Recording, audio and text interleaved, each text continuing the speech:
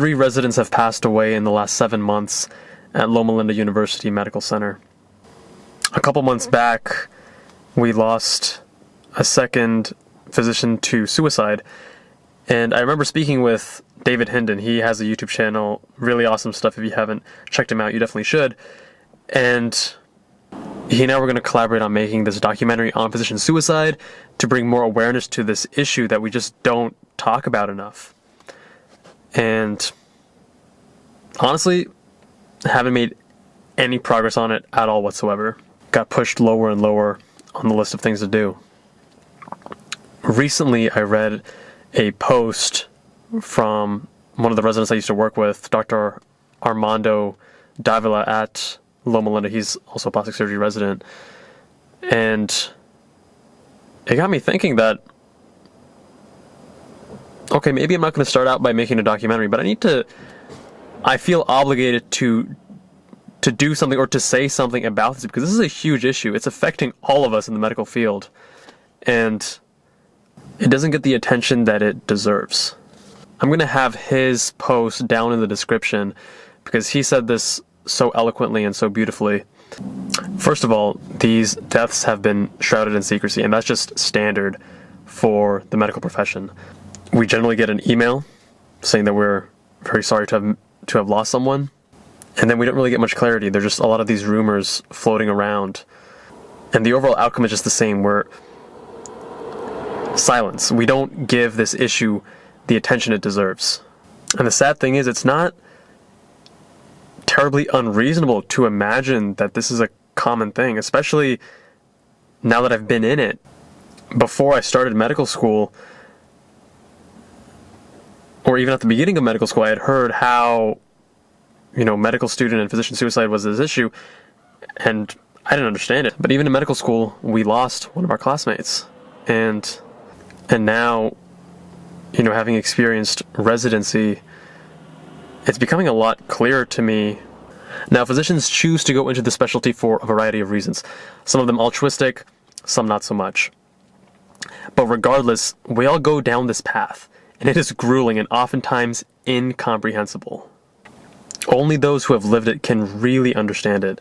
We can explain to our loved ones, we can make videos or write posts and try to explain to the general public what it means. Why is this so tough? Why do we often complain about it so much? But it's hard to really grasp it and truly understand it until you're in it, until you put that white coat on. But it doesn't have to be this way. There have been so many movements the last several years. We have Black Lives Matter, Trevor Project, Me Too. Those issues aren't necessarily exactly comparable, but the same themes hold true. So we all know that residency training is brutal, that it's not healthy. And yet we're told that this is just the way it is. That in the long run, this is going to make you a stronger and better physician. The older physicians, the older surgeons will say how things were so terrible back in the day, and they didn't have the 80-hour work week restriction. We were working way harder. Things were way worse. You guys should be happy. You guys should be thankful that things are the way they are now. And then Armando said this thing that just totally hit it home. What would happen if you said the same thing to women and said, hey, be happy. You can vote now. You can hold a job now. You're not treated like property by a man now. Be happy. Things are so much better. How outrageous is that? We've come such a long way. That should be enough, right? Obviously, it's not enough. People are dying. At our schools, at our programs, physicians are dying. If you are in the medical profession right now, I would bet that you probably know someone, either in med school or residency, that is now gone. And the sad thing is that when we do lose them, we don't properly mourn them. We don't honor them. We hide them. We erase them from the hospital. We blame the program. Oh, the program must have caused that. Not in my program. My program is better than that. And secretly we tell ourselves that they were just weaker and we're stronger. We wouldn't do that. And all the while, we stay quiet. Remember, silence is a choice. Silence is an action. We're told that we can talk to our seniors, our attendings, our program directors, the GME office. That's not true. The best residents aren't those that make waves or stir things up. They just maintain the status quo.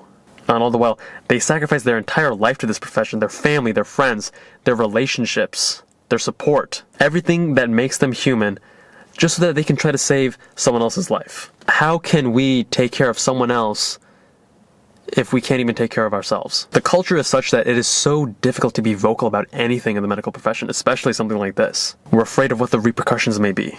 How would this affect our chances to get into medical school or residency or fellowship? We can't even think about what's proper, what's right for the common good, because we're so caught up in the system, and this makes us feel alone. And then this loneliness turns into resentment, into spite, into anger, and then we just turn against the people that we're working with. We don't treat them the way we would want to be treated, and we perpetuate the cycle. Just continues. We just feed into it. We become the exact thing that we didn't want to be in the first place. You know, we all talk about how medical training is so broken. Residency, med school, it's toxic, it's not healthy, it's not sustainable, it's ironic, we're promoting health and yet not taking care of ourselves. All these things, and we complain, but we don't really do anything about it. I was even trying to do a documentary and I copped out. I didn't even start that. I don't have the solution. I don't know what all the answers are, how to fix it, but I do know that the way to start is by having a conversation, by having a discussion, getting it out there, speaking about it. Let's have a dialogue. Let's throw in our different opinions and see what we can do about the issue. Look, I'm grateful that things are better now and it's not as bad as it was, but we've still got a long way to go. Let's end physician silence. I know it sounds crazy. I'm one guy on a YouTube channel making this video, but you know what?